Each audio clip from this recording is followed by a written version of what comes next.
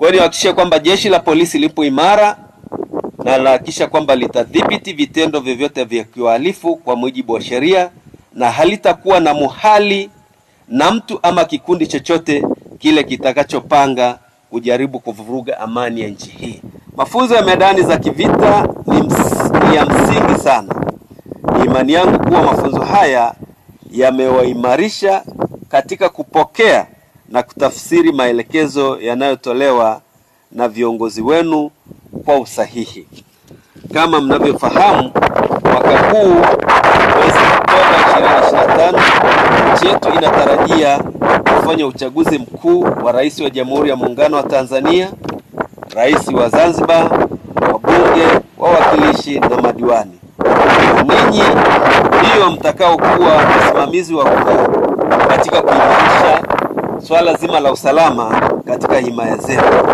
Hivyo hamna budi kwenda kuyatumia ipasavyo mafunzo mlioyapata kwa kujipanga kikamilifu kuimarisha usalama katika uchaguzi huo, ili kuhakikisha uchaguzi huo unafanyika kwa usalama, amani na utulivu wa hali ya juu. Serikali imetimiza wajibu wake wa kutupatia mahitaji yote ya msingi ya vifaa, rasilimali watu, ili kuhakikisha kwamba jukumu hilo na majukumu mengine tunayafanya vizuri zaidi.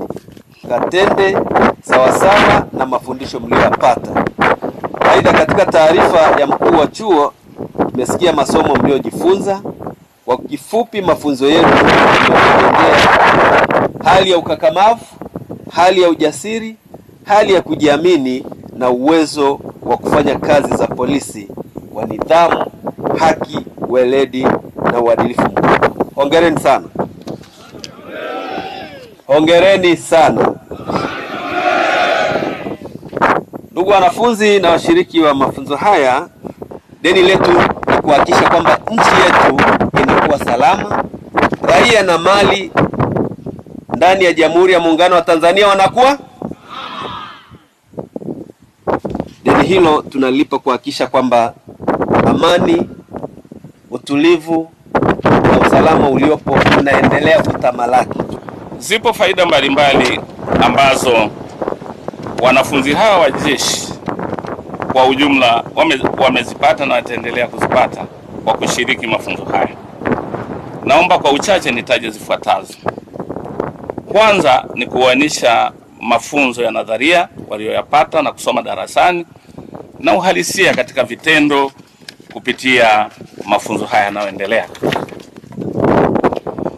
Lakini afande, pia mafunzo haya yalilenga kuwajengea umahiri katika mbinu za mapigano.